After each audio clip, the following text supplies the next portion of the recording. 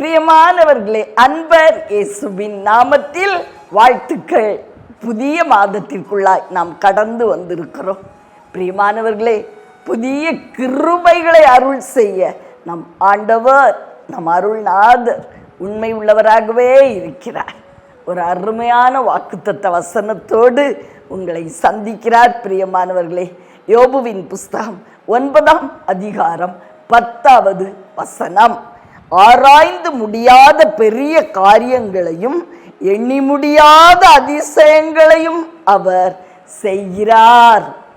ஆராய்ந்து முடியாத பெரிய காரியங்கள் என்று சொன்னால் நம் புத்திக்கு எட்டாத பெரிய காரியங்கள், இயற்கையா நடக்கிற காரியங்களை விட மாறுபட்டு இயற்கைக்கு அப்பாற்பட்டு தேவனால் மட்டும் செய்யக்கூடும் என்பதான காரியங்கள். அதுக்கு பேர் தான் ஆராய்ந்து முடியாத பெரிய காரியங்கள், எண்ணி முடியாத அதிசயங்கள். அனுதின வாழ்வில் நடக்கிற அதிசயங்கள். நம்ம மூச்சு விடுறது கூட ஒரு அதிசயம்தான். பிரியமானவர்களே, எத்தனையோ பேர் ஒரு 5 நிமிடத்தில் மூச்சு நின்று போகிறது.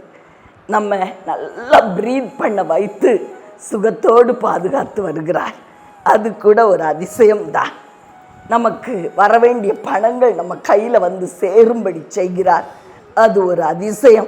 தடைபட்ட காரியங்களிலிருந்து நமக்கு ஒரு விடுதலை கொடுக்கிறார். அது ஒரு அதிசயம். தோல்விகளிலிருந்து நம்மை தூக்கி எடுத்து நம்மை ஜெயம் பெற வைக்கிறார். அது ஒரு அதிசயம். கர்ப்பத்தை திறந்து குழந்தை பாக்கியத்தை கட்டளையிடுகிறார். அது ஒரு அதிசயம். தடைபட்ட திருமணத்தை நடத்தி கொடுக்கிறார். அது ஒரு அதிசயம். பிரியமானவர்களே, இன்னும் நம்ம எழுதுகிற கவர்மெண்ட் எக்ஸாம்ஸ்ல நமக்கு வெற்றி, ஒருவேளை இதுவரை தோல்வியை சந்தித்திருக்கலாம், அதில் வெற்றியை கொடுக்கிறார். அது ஒரு அதிசயம். ப்ரமோஷன்ஸை கொடுக்கிறார். அது ஒரு அதிசயம். வேலை உயர்வு இல்லையா, ப்ரமோஷன் என்று சொன்னார். இன்னும் சேலரி, சம்பள உயர்வுகளை கொடுக்கிறார். அது ஒரு அதிசயம். நமக்கு வர வேண்டிய பென்ஷன் பணங்கள் எல்லாம் தடைபட்டு கிடக்கிறதல்லவா, அதெல்லாம் நம்முடைய கைக்கு வரும்படி கிருபை செய்கிறார். அது ஒரு அதிசயம். இப்படி நம் அன்றாட வாழ்விலே எத்தனையோ அதிசயங்களை செய்து நம்மை சந்தோஷப்படுத்துகிறார். இந்த மாதத்திலே விசேஷமாய் ஆராய்ந்து முடியாத பெரிய காரியங்களையும் எண்ணி முடியாத அதிசயங்களையும் செய்வதாய் நம் அருள்நாதர் நமக்கு வாக்கு கொடுக்கிறார். பிரியமானவர்களே, 3 ஃபீல்டில் 3 பகுதிகளில் நம் வாழ்வில் அவர் எப்படி ஆராய்ந்து முடியாத பெரிய காரியங்களை செய்ய முடியும் என்று நாம் பார்க்க போகிறோம். முதலாவது பொருளாதாரம். நம் வாழ்வில் ரொம்ப ரொம்ப முக்கியமானது. ஒரு அன்பு சகோதரன் சொன்னார், சகோதரி, கருவறையில் இருந்து மரண அறை வரைக்கும் அந்த பொருளாதாரம் இல்லாமல் நம்மளால் ஒன்றுமே செய்ய முடியாது. பொருள் தேவை அப்படின்னு சொன்னார். பொருள் இல்லாருக்கு இவ்வுலகம் இல்லை, அருள் இல்லாருக்கு அவ்வுலகம் இல்லை என்று உலகத்தார் கூட வாக்கு சொல்லுகிறார்கள். பிரியமானவர்களே, இந்த பொருளாதார சிக்கல், நெருக்கடி, அது ஒரு பயங்கரமான கொடுமையான காரியம். முதலாவது அந்த பகுதியில் தேவன் ஆராய்ந்து முடியாத ஒரு பெரிய காரியத்தை செய்வார் என்று நம்பிக்கையோடு நான் அறிக்கையிட்டு சொல்லுகிறேன். விசுவாசம் இந்த வசனத்தை இந்த மாதத்தில் கொடுத்திருக்கிறபடியால் நிச்சயமாய் அற்புதம் செய்வார் என்று 100க்கு 100 நம்புகிறேன். பிரியமானவர்களே, நம்ம புத்திக்கு எட்டாத காரியங்களை நம்முடைய வாழ்க்கையிலே தேவன் செய்வார். ஒரு விசை பேதுரு, சீமோன் பேதுரு கெனசரேத் கடலிலே இரவெல்லாம் மீன் பிடித்தாராம். என்ன நடந்தது என்று பார்க்கலாம். லூக்கா 5ஆம் அதிகாரம் 2வது வசனம். இயேசு அப்பொழுது கடற்கரையில் நின்ற 2 படவுகளை கண்டார். மீன் பிடிக்கிறவர்கள் அவைகளை விட்டு இறங்கி வலைகளை அலசி கொண்டிருந்தார்கள். என்னாச்சு? அருள்நாதர் சீமோன் பேதுருவின் படவில ஏறி உட்கார்ந்தாராம் போதகம் பண்ணும்படியாய். பிரியமானவர்களே, வலைய அலசிட்டாங்கன்னா வேலை முடிஞ்சிட்டுன்னு அர்த்தம். மீன்பிடி வேலை முடிந்து விட்டது என்று அர்த்தம். பிரியமானவர்களே, வலையெல்லாம் அலசி முடிச்சிட்டாங்க. இனி அவ்வளவுதான். இரவெல்லாம் மீன் பிடித்தும் ஒரு மீன் கூட கிடைக்கல. இப்படிப்பட்ட ஒரு சூழ்நிலையிலே மனம் அடிவடைந்து, இன்னைக்கு வீட்டுக்கு நான் வெறுங்கையா போக வேண்டுமே அப்படின்னு சொல்லி பேதுருவும் அவரோடு கூட சேர்ந்த நண்பர்களும் வேதனையோடு வலையை அலசி வேலையை முடித்து அவர்கள் புறப்படுகிற தருவாயில் அருள்நாதர் அந்த படவில ஏறி உட்கார்ந்து போதகம் பண்ணினாராம். அவர் போதித்த பின்பு 4வது வசனத்தை வாசிக்கிறேன். அவர் போதகம் பண்ணி முடித்த பின்பு சீமோனை நோக்கி, ஆழத்திலே தள்ளி கொண்டு போய் மீன் பிடிக்கும்படி உங்கள் வலைகளை போடுங்கள் என்றார். 5வது வசனம். அதற்கு சீமோன், ஐயரே, ரா முழுவதும் நாங்கள் பிரயாசப்பட்டும் ஒன்றும் அகப்படவில்லை. ஆகிலும் உம்முடைய வார்த்தையின்படியே வலையை போடுகிறேன் என்றான். அடுத்த வசனம். அந்தப்படியே அவர்கள் செய்து தங்கள் வலை கிழிந்து போகத்தக்கதாக மிகுதியான மீன்களை பிடித்தார்கள். அருள்நாதர் என்ன சொன்னாரா? பேதுரு வலை அலசின பிறகு மறுபடியுமாய் நீ ஆழத்துல வலையை போடு என்று சொன்னாரா? அதற்கு சீமோன் பேதுரு என்ன சொன்னாராம்? ஐயரே, ரா முழுவதும் நாங்க பிரயாசப்பட்டும் ஒன்னும் அகப்படல. ஆனாலும் உம்முடைய வார்த்தையின்படி நான் வலைய போடுகிறேன். எவ்வளவு டயர்டா இருந்திருக்கோம், ஆனாலும் கீழ்ப்படிந்தார். மாத்திரமல்ல, வேத வல்லுநர்கள் சொல்லுகிறார்கள், சீமோன் பேதுரு மீன்பிடி தொழிலிலே ஒரு பெரிய வல்லுநராயிருந்தாராம். அவருக்கு தெரியும் கடலிலே எவ்வளவு ஆழத்திலே மீன் பிடிக்கலாம், எந்த மணி நேரத்திலே இந்த மீன் கூட்டங்கள் எந்த இடத்துல சேர்ந்து நிற்கும். பிரியமானவர்களே, எல்லாம் தெரியும். அனுபவமிக்க ஒரு தேர்ச்சி பெற்ற மீன் பிடிக்கிற தொழிலாளி தான் சீமோன் பேதுரு. ஆனா என்ன நடந்துச்சு? அவர் பிரயாசப்பட்டும் ஒன்றும் அகப்படவில்லை. ஆனா என்ன ஆச்சரியம், இயற்கைக்கு அப்பாற்பட்ட ஒரு காரியம் அங்க நடக்கிறது. அருள்நாதர் சொல்லுகிறார், வலைய ஆழத்துல போடு பேதுரு. ஆழத்துல அவர் வலையை போட்டாராம், கீழ்ப்படிந்து போட்டாராம். நான் எவ்வளோ பெரிய ஞானி, இந்த மீன்பிடி தொழில எவ்வளவு எனக்கு அனுபவம் உண்டு அப்படின்னு சொல்லி அவர் எதிர்த்து நில்லாதபடி தேவனுடைய வார்த்தை, மகா பெரிய தீர்க்கதரிசி அருள்நாதருடைய வார்த்தைக்கு கீழ்ப்படிந்தார் என்று வேதம் சொல்லுகிறது. பிரியமானவர்களை, திரளான மீன்கள் வலையில விழுந்ததாம். அவங்க அந்த வலையை இழுக்க முடியாம தன்னுடைய நண்பர்கள் எல்லாம் பேதுரு அழைக்கிறார். பக்கத்துல இன்னொரு படவில் இருந்த நண்பர்கள் அவர்களும் 2 படவும் நிரம்பத்தக்கதாய் மீன்களை அவர்கள் பிடித்தார்களா. வலை கிழிந்து போகத்தக்கதாக, படவு மூழ்கத்தக்கதாக மீன்களை பிடித்தார்கள் என்று வேதம் சொல்லுகிறது.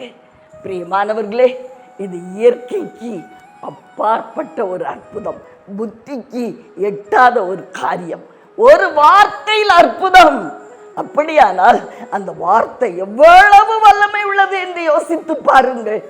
அருள்நாதருடைய வார்த்தை அது அற்புதங்களை செய்யும். பிரியமானவர்களே, இயற்கைக்கு அப்பாற்பட்ட ஆராய்ந்து முடியாத அற்புதங்களை செய்கிற வார்த்தை, அந்த வார்த்தை தான் இந்த மாசம் நமக்கு வாக்குத்தத்தமாய் கொடுக்கிறார்.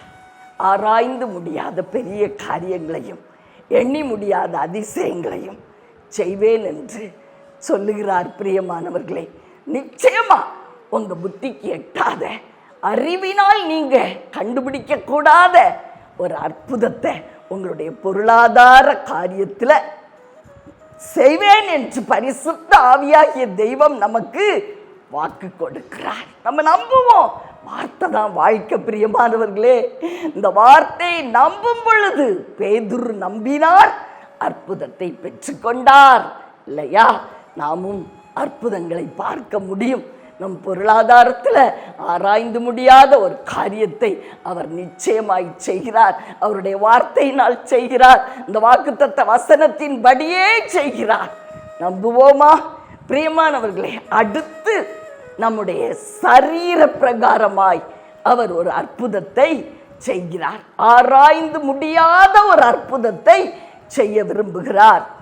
சரீர ரீதியாக மார்க்கு 7ஆம் அதிகாரம் 2வது வசனத்தில் நாம் ஒரு மனுஷனை பார்க்கிறோம். அவன் பேர் என்ன? 100க்கு அதிபதி என்று வேதம் அவனை குறிப்பிடுகிறது. பிரியமானவர்களே, கப்பர்நகூமிலே 100க்கு அதிபதியாகிய ஒருவனுக்கு பிரியமான வேலைக்காரன் வியாதிப்பட்டு மரண அவஸ்தையாய் இருந்தான். 3வது வசனம், அவன் இயேசுவை குறித்து கேள்விப்பட்ட போது அவர் வந்து தன் வேலைக்காரனை குணமாக்க வேண்டுமென்று அவரை வேண்டிக் கொள்ளும்படி யூதருடைய மூப்பரை அவரிடத்தில் அனுப்பினான். 6வது வசனம், அப்பொழுது இயேசு அவர்களுடனே கூட போனார். வீட்டுக்கு சமீபமான போது 100க்கு அதிபதி தன் சிநேகிதரை நோக்கி, நீங்கள் அவரிடத்தில் போய், ஆண்டவரே, நீர் வருத்தப்பட வேண்டாம், நீர் என் வீட்டு வாசலுக்குள் பிரவேசிக்க நான் பாத்திரன் அல்ல. 7வது வசனம், நான் உம்மிடத்தில் வரவும் என்னை பாத்திரனாக எண்ணவில்லை, ஒரு வார்த்தை மாத்திரம் சொல்லும், அப்பொழுது என் வேலைக்காரன் சொஸ்தமாவான். பிரியமானவர்களே, எவ்வளவு ஒரு விசுவாசம் பார்த்தீங்களா? 100க்கு அதிபதியான ஒரு மனுஷன் கப்பர்நகூமிலே அவன் என்ன சொன்னானா?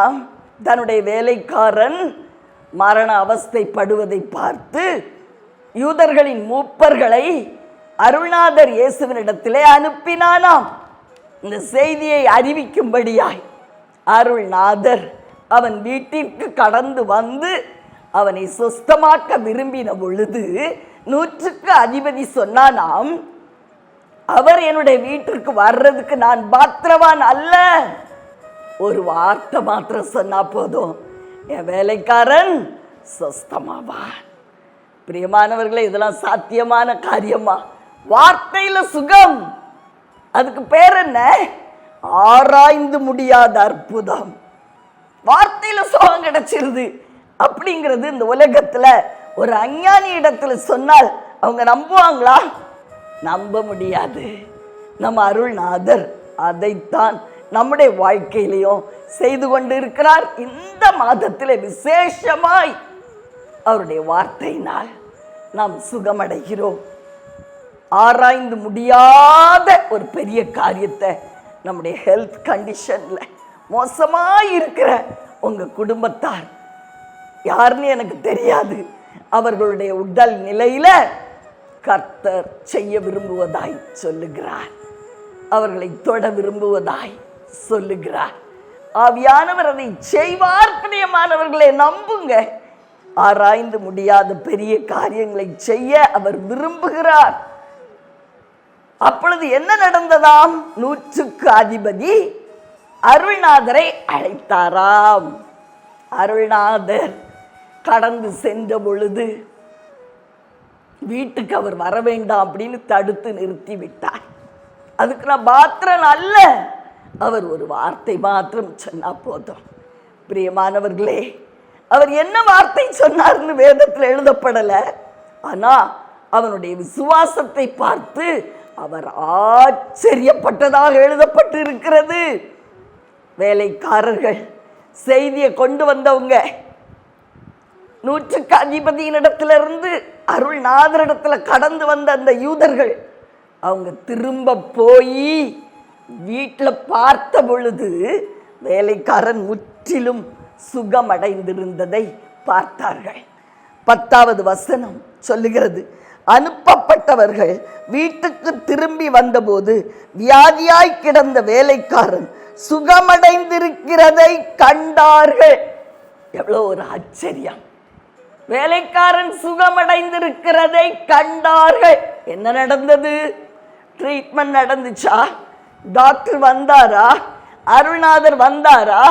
கைகளை வைத்தாரா? ஒன்றுமில்லை. ஒரு வார்த்தையை அனுப்பும்படி அவன் கேட்டுக்கொண்டான். அருள்நாதரும் வார்த்தையை அனுப்பினார். பிரியமானவர்களே, அவன் சுகமானார். ஒருவேளை என்ன வார்த்தை அனுப்பியிருப்பார்? வேதத்துல ஒண்ணு, இந்த அதிகாரத்துல ஒன்றும் எழுதப்படவில்லை. ஆனா நான் நினைக்கிறேன், வேலைக்காரன் சுகம் அடையட்டும் என்று சொல்லி இருப்பார். அவ்வளவுதான். அவருடைய வார்த்தையில் சுகம்.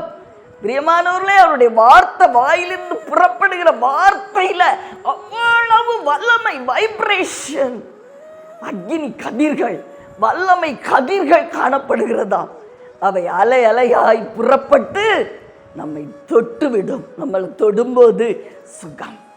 இந்த பரிசுத்த தெய்வம் தான் நமக்குள்ள வாசமா இருக்கிறார். ஆதலால் அவர் உள்ள இருக்கிறதுனால நம்ம பேசும் பொழுது சுகம் கிடைக்கும். பிரியமானவர்களே, சுகம் கிடைக்கும். அவருடைய வார்த்தையிலே சுகம். இந்த மாசத்துல அவர் நமக்கு ஒரு வார்த்தை கொடுத்திருக்கிறார். ஆராய்ந்து முடியாத பெரிய காரியங்களை உன்னுடைய வாழ்வில் நான் செய்வேன். நம்புறீங்களா?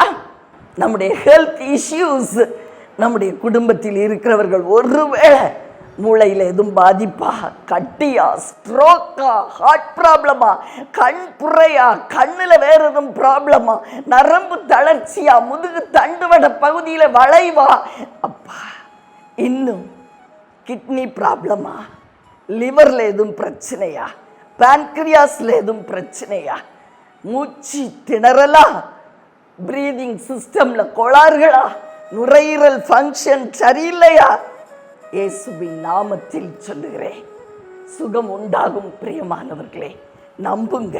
அவருடைய வார்த்தையிலே சுகம். ஆராய்ந்து முடியாத பெரிய காரியங்களை உன்னுடைய வாழ்க்கையிலே செய்வேன் என்று அவர் சொல்லுகிறார். அந்த வார்த்தையை நம்ம நம்பும் போது சுகம், சுகம். ஆராய்ந்து முடியாத காரியங்களை என்னுடைய லங்ஸ்ல செய்யுங்க அப்படின்னு ஜெபம் பண்ணி பாருங்க. பிரியமானவர்களே, புத்திக்கு எட்டாத ஒரு அற்புதத்தை உங்க ஹெல்த்ல அவர் கட்டளையிடுகிறார் என்று இயேசுவின் நாமத்தில் நான் விசுவாசத்தோடு அறிக்கையிடுகிறேன். நீங்கள் பெற்றுக்கொள்வீர்கள். இறுதி ஜெபத்துல நீங்க பெற்றுக்கொள்வீர்கள் என்று நம்புகிறேன், நம்புகிறேன். பிரியமானவர்களே, அடுத்து மூன்றாவது நம் அருள்நாதர் ஒரு பகுதியிலே அற்புதம் செய்கிறார். அது என்ன பகுதினா, எல்லாமே முடிந்தது அப்படின்னு நீங்க சொல்லக்கூடிய உங்க வாழ்வின் எல்லாம் க்ளோஸ் ஆன பகுதிகள், ஃபைல் எல்லாம் க்ளோஸ் பண்ணி வச்சுட்டே அப்படின்னு சொல்லுவாங்க சிலர். அந்த மாதிரி காரியங்கள் எல்லாம் முடிந்தது. என்னுடைய வாழ்வின் இந்த காரியம் முடிந்து விட்டது, மறுபடியும் எழுந்திருக்கிறதுக்கு வாய்ப்பு இல்லை, மறுபடியும் துளிர் விடுறதுக்கு வாய்ப்பு இல்லை, மறுபடி அற்புதம் நடக்குமா, மறுபடி எனக்கு வாழ்வு உண்டா என்று நீங்க சந்தேகப்படுகிற அந்த பகுதிகளிலே அவர் அற்புதம் செய்வேன் என்று சொல்லுகிறார். யோவான் சுவிசேஷம் 11ஆம் அதிகாரம் 1வது வசனம். பிரியமானவர்களே, பெத்தானியா என்ற ஊரிலே மரியாள், மார்த்தாள் சகோதரிகள் 2 பேர். அவங்களுக்கு லாசரு என்று ஒரு சகோதரன் இருந்தானா. அவன் மரித்து போனானாம், வியாதிப்பட்டு மரணமடைந்தான் என்று இந்த அதிகாரத்தில் எழுதப்பட்டு இருக்கிறது. வாசிக்கிறேன். 1வது வசனம். மரியாளும் அவள் சகோதரியாகிய மார்த்தாளும் இருந்த பெத்தானியா கிராமத்தில் உள்ளவனாகிய லாசரு என்னும் ஒருவன் வியாதிப்பட்டிருந்தான்.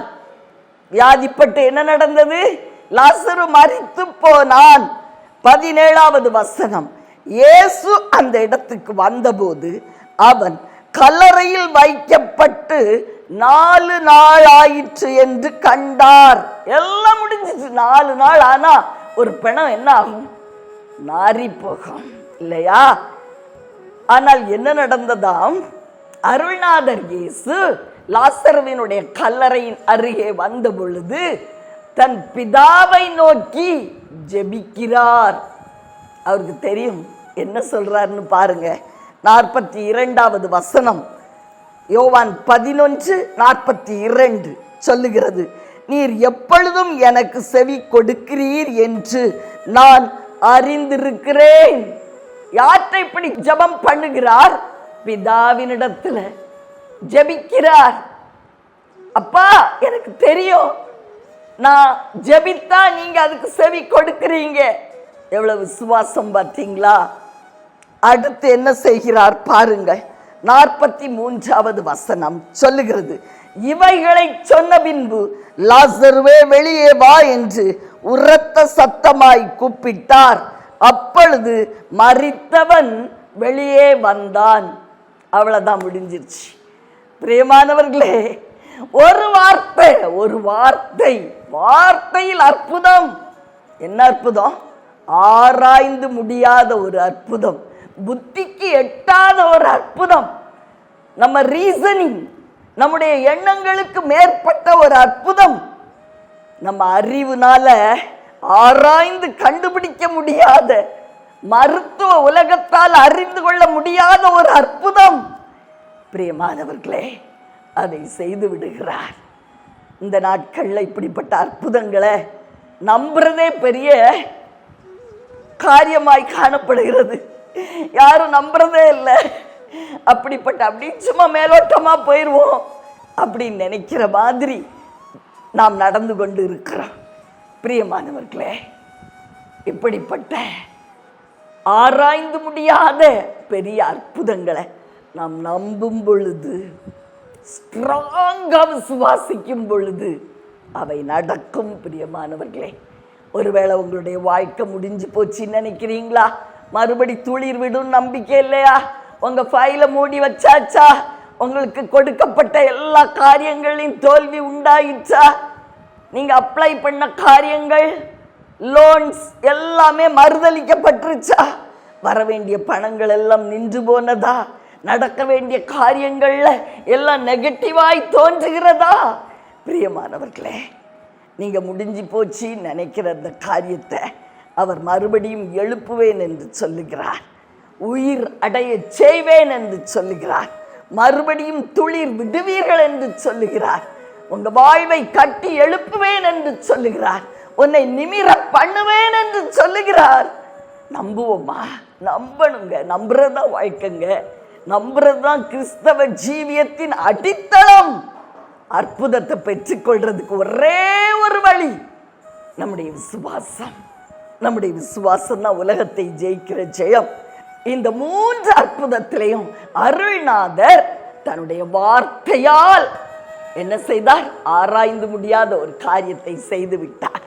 இந்த மாசம் ஒரு வார்த்தை நமக்கு கிடைச்சிருக்கு. என்ன வார்த்தை? ஆராய்ந்து முடியாத பெரிய காரியங்களை அவருடைய வாழ்வில் நான் செய்வேன். 3 துறைகள்ல அவர் செய்வார் என்று உறுதியாய் நம்புங்கள். பொருளாதாரம், உங்களுடைய சரீர சுகம், அடுத்து முடிந்து போன காரியங்கள். இந்த 3 பகுதிகளிலும் ஆவியானவர் இறங்கி ஆராய்ந்து முடியாத ஒரு அற்புதத்தை செய்யவே செய்வார். பிரியமானவர்களே, எண்ணி முடியாத அதிசயங்கள். உங்களுக்கு தடப்பட்ட பணங்கள் வந்து சேரும், ப்ரமோஷன் கிடைக்கும், வேலை உயர்வு உண்டாகும், அதிகாரிகளுடைய கண்களிலே தயவு கிடைக்கும், தடைபட்ட திருமணம் நடக்கும், பந்தி இருப்பு உங்களுடைய வாழ்க்கையில உண்டாகும், கர்ப்பங்கள் திறக்கும். பிரியமானவர்களே, அனுதினம் அனுதினம் ஒரு அற்புதத்தின் நாளாய் அமையட்டும் என்று சொல்லி இயேசுவின் நாமத்தில் பரிசுத்த ஆவியானவர் அசைவாடி கிரியை செய்வார் என்று அறிக்கையிட்டு உங்கள் ஒவ்வொருவரையும் ஆசீர்வதித்து ஜெபிக்கிறேன். பிரியமானவர்களே, உங்களுக்காக ஜெபிக்கட்டுமா? அன்பின் பரலோக தகப்பனே, அருமையான எங்கள் நல்ல ரட்சகரே, ஆவியான அன்பு தெய்வமே, எங்க மத்தியில கடந்து வந்துருங்கப்பா. இன்று இதை பார்க்கிறேன் அன்பு ஜனங்களுக்கும் அடிமை மகளுக்கும் மத்தியிலே நீர் நின்று கொண்டு இருக்கிறீர். உம்முடைய பரிசுத்த பிரசன்னம் காணப்படுகிறது. உம்முடைய கரம் அற்புதம் செய்கிறது. உம்முடைய வல்லமை வெளிப்படுகிறது. ஆராய்ந்து முடியாத பெரிய காரியங்களையும் எண்ணி முடியாத அதிசயங்களையும் நீர் செய்கிறீர் என்று நான் சொல்லி இருக்கிறேன். அப்பா, விசுவாசத்தோடு நீர் கொடுத்த இந்த வசனத்தை உம்முடைய பிள்ளைகளுடைய கரத்திலே கொடுத்திருக்கிறேன். தெய்வமே, இந்த வார்த்தையின்படியே அவர்கள் அற்புதங்களை பார்க்கட்டும். அன்று பேதுரு பொருளாதார ரீதியாய் ஒரு பெரிய அற்புதத்தை கண்டடைந்தாரே, அறிவுக்கு எட்டாத ஒரு அற்புதம்.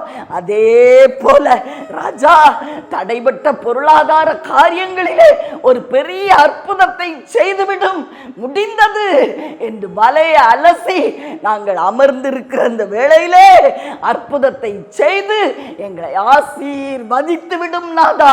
பொருளாதாரத்தில் ஒரு பெரிய விடுதலையை தந்துவிடும். அறிவுக்கு எட்டாத வகையிலே மற்றவங்க சொல்லலாம் இனி எப்படி என்று. ஆனால் நீங்க ஒரு வார்த்தையில் அற்புதம் செய்வீங்கன்னு நாங்க நம்புறோம். செய்து விடும், என் ஜனங்களுடைய வாழ்விலே செய்துவிடும், என் ஜனங்களுடைய வாழ்விலே செய்துவிடும். ஒரே ஒரு வார்த்தையிலே அற்புதம், ஒரே ஒரு வார்த்தையிலே அற்புதம். ஆராய்ந்து முடியாத பெரிய காரியங்களை செய்வேன் என்ற அந்த வார்த்தையை நாங்கள் நம்பி பற்றி கொள்ளும் பொழுது அற்புதத்தை நாங்கள் பார்க்கிறோம் ஐயா. இந்த மாதத்திலே பார்க்கிறோம். இதுல மாற்றம் இல்லை, மாற்றம் இல்லை, மாற்றம் இல்லை. என் ஜனங்களுக்கு செய்துவிடும், செய்துவிடும். வலையை அலசிட்டோம்பா, எல்லாம் முடிஞ்சிட்டுன்னு வலையை அலசி மடிச்சு வச்சிட்டோம். ஒன்னும் இல்லை, வெறுமையா இருக்கேன்னு அழுது கொண்டு இருக்கிறோம். நாதா, பேதுருவுக்கு வார்த்தையை சொல்லி அற்புதம் செய்தீரே, இன்னைக்கு எங்களுக்கு கொடுத்த அந்த வார்த்தையின்படி எங்களுக்கு அற்புதத்தை செய்துவிடும் நாதா, செய்துவிடும். அற்புதத்தை எடுத்து என் ஜனங்களுடைய சிரசின் மேல் வைத்து அவர்களை விடுதலையாக்கி ஆசீர்வதித்து ஜெபிக்கிறேன் அப்பா. தெய்வமே, அடுத்து சரீரத்தில் நீர் ஆராய்ந்து முடியாத பெரிய காரியங்களை செய்வீர், சரீர சுகத்தை கட்டளையிடுவீர் என்று அப்பா 100க்கு அதிபதிய சொன்னேன் அப்பா. தெய்வமே, நீர் சொன்னபடி நான் சொன்னேன் ராஜா. ஒரு வார்த்தையில 100க்கு அதிபதியினுடைய வேலைக்காரன் சொஸ்தமானான். ஒரே வார்த்தை. தெய்வமே, அது ஆராய்ந்து முடியாத ஒரு காரியம், அறிவுக்கு அப்பாற்பட்ட ஒரு காரியம், எண்ணத்தால புரிந்து கொள்ள முடியாத காரியம் அப்பா. டாக்டர்ஸால் அறிந்து கொள்ள முடியாத காரியம். தூரமா இருந்து என் அருள்நாதர் சொன்ன வார்த்தை வேலைக்காரனுடைய வாழ்க்கையிலே அற்புதம் செய்தது அப்பா. இன்னைக்கு நீங்க சொன்ன இந்த வார்த்தை, ஆராய்ந்து முடியாத பெரிய காரியத்தை வாழ்வில் செய்வேன் என்று சொன்ன இந்த வார்த்தை கேன்சரை சுகமாக்கட்டும். தெய்வமே, கேன்சரை சுகமாக்கும். தொடும் தொடும் எல்லா கேன்சர் செல்களும் அழிக்கப்படட்டும் என்று சொல்லி இயேசுவின் நாமத்தில் என் ஜனங்களுக்காக பரிந்து பேசுகிறேன் நாதா. பிரைன்ல இருந்து கால் வரைக்கும் நரம்புகள், எலும்புகள், ஒவ்வொரு organs, kidney, heart, pancreas, liver, breathing organs, digestive system, குடல்கள் இயேசுவே தொடும். கண், காதுகள் அப்பா, ஜாயின்ஸ், எல்லா பகுதிகளிலும் உம்முடைய ஜீவன் பாயட்டும், ஜீவன் பாயட்டும், ஜீவன் பாயட்டும், ஜீவன் பாயட்டும். இயேசுவின் நாமத்தில் விடுதலையை சொல்லுகிறேன் நாதா. அப்பா, என் ஜனங்களை ஆசீர்வதியும், விடுதலையாக்கும், விடுதலையாக்கும். விடுதலையை பெற்றுக்கொள், விடுதலையை பெற்றுக்கொள், விடுதலையை பெற்றுக்கொள். இயேசுவின் நாமத்தில் விடுதலையை பெற்றுக்கொள், பெற்றுக்கொள், பெற்றுக்கொள், பெற்றுக்கொள். உம்முடைய வார்த்தையிலே சுகம். நீர் எனக்குள்ளாய் இருக்கிறீரப்பா. ஐயா, உம்முடைய நாமத்தில் நான் சொல்லுகிற இந்த வார்த்தை அப்படியே உண்டாகட்டும். மார்பக புற்றுநோய்கள் மறைந்து கொண்டு இருக்கிறது. பெற்றுக்கொள் மகளே, விடுதலையை பெற்றுக்கொள், குடல்களில் காணப்படுகிற cancer disappear in Jesus mighty name. வாயில காணப்படுகிற கேன்சர் disappear. தொண்டையிலே காணப்படுகிற கேன்சர் disappear. கண்களில் கேன்சர் அப்பா. ஐயா, சிறு குழந்தைகளை பார்க்கிறேன் ராஜா. அப்பா அப்பா அப்பா, இயேசுவின் நாமத்தில் நான் விடுதலையை சொல்லுகிறேன். பெற்றுக்கொள். கிட்னி ப்ராப்ளம்ஸ் தெய்வமே மறையட்டும். விடுதலை விடுதலை. அறிவு கெட்டாத விதத்தில் என் ஜனங்களை விடுதலையாக்கும் விடுதலையாக்கும் விடுதலையாக்குவீராக தெய்வமே. அப்பா, உம்மை நம்பி இந்த வார்த்தையை நாங்கள் பற்றி கொள்கிறோம் ஐயா.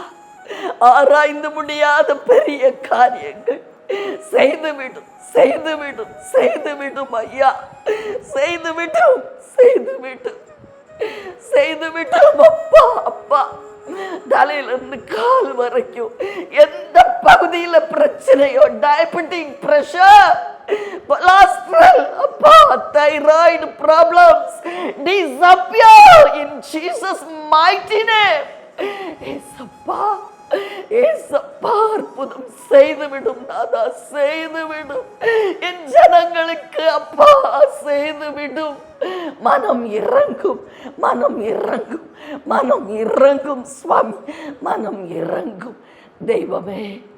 அப்பா, மூன்றாவதாக என் அருள்நாதர் அப்பா, ஆராய்ந்து முடியாத பெரிய காரியங்களை எல்லாம் முடிந்தது அப்படிங்கிற பகுதியில் நீங்க செய்ய போறீங்க. ஆவியான தெய்வமே, அசைவாடுவீராக, அசைவாடுவீராக, அசைவாடுவீராக. ஆராய்ந்து முடியாத பெரிய காரியங்களை செய்யும். என் திருமண வாழ்வு முடிந்தது, என் வாழ்க்கை முடிஞ்சிட்டு. இயேசுவே அப்பா, நான் புறக்கணிக்கப்பட்டேன், எல்லாராலும் கைவிடப்பட்டேன். இப்படியாய் எல்லாம் முடிந்ததுன்னு சொல்லி கொண்டு இருக்கிறேன். ஜனங்க ஃபைல க்ளோஸ் பண்ணி வச்சுட்டு மரணம் தான் எனக்கு அப்படின்னு சொல்லி கொண்டு இருக்கிறேன். அன்பு சகோதரர்கள், இயேசுவே இனி என்னால ஊழியம் செய்ய முடியாது என்று நினைத்து கொண்டு இருக்கிறேன். அப்பா, ஊழியர்கள் தெய்வமே, நீர் மறுபடியும் கட்டி எழுப்பும், மறுபடியும் கட்டி எழுப்பும், மறுபடியும் மறுபடியும் ஐயா. அவர்களுடைய முடிந்து போன காரியங்களிலே உம்முடைய வல்லமை அசைவாடட்டும், வல்லமை அசைவாடட்டும். அப்பா, ஆராய்ந்து முடியாத ஒரு காரியத்தை செய்திருங்கப்பா. எண்ணி முடியாத அற்புதங்கள் அனுதினம் நடக்கட்டும் தெய்வமே. தடைபட்ட காரியங்களில் விடுதலை, ப்ரமோஷன்ஸ், சாலரி உயர்வு, சம்பள உயர்வுகள், வேலை வாய்ப்புகள், கர்ப்பங்கள், எல்லா பகுதிகளிலும் ஆசீர்வாதம். திருமண தடைகளை நீக்கி ஜெபிக்கிறேன் இயேசுவின் நாமத்தில். ஆராய்ந்து முடியாத அதிசயங்கள், அற்புதங்கள், எண்ணி முடியாத அதிசயங்கள் இந்த மாதம் ஒரு ஆசீர்வாதமான மாதமாய் என் ஜனங்களுடைய வாழ்விலே காணப்படட்டும், காணப்படட்டும். மனம் இறங்கியதை செய்துவிடும் நாதா, செய்துவிடும் என்று சொல்லி உம்முடைய அடியாள் கெஞ்சி மன்றாடுகிறேன். புதிய வாசல்களை திறக்கிறேன் இயேசுவின் நாமத்தில். புதிய வழிகள், வாழ்க்கையில இதுவரைக்கு ஏற்பட்ட தோல்விகள் எல்லாம் முடிவுக்கு வந்து ஒரு புதிய திருப்பம் உண்டாகிறது. பிசாசு அழிக்கப்பட்டான், ஆதலால் தோல்வி எல்லாம் ஜெயமாய் மாறிக்கொண்டிருக்கிறது. பெற்றுக்கொள்ளுங்கள் விடுதலை. அற்புதங்களையும் அதிசயங்களையும் தேவன் நம்முடைய வாழ்விலே செய்து இந்த மாதத்தை நமக்கு சாட்சியின் மாதமாய் மாற்றுவாராக. இயேசுவின் நாமத்தில் பிதாவே, ஆமென். பிரியமானவர்களே, இந்த வாக்குத்தத்த செய்தியை உங்கள் நண்பர்களோடும், அன்பர்களோடும், உறவினர்களோடும், உங்களுடைய வாட்ஸ்அப் குரூப், உங்களுக்கு தெரிந்தவங்க எல்லாரோடையும் பகிர்ந்து கொள்ளுங்கள்.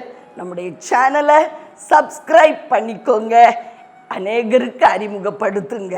மிகுந்த ஆசீர்வாதம் உண்டாயிருக்கும் இயேசுவின் நாமத்தில். ஆமென்.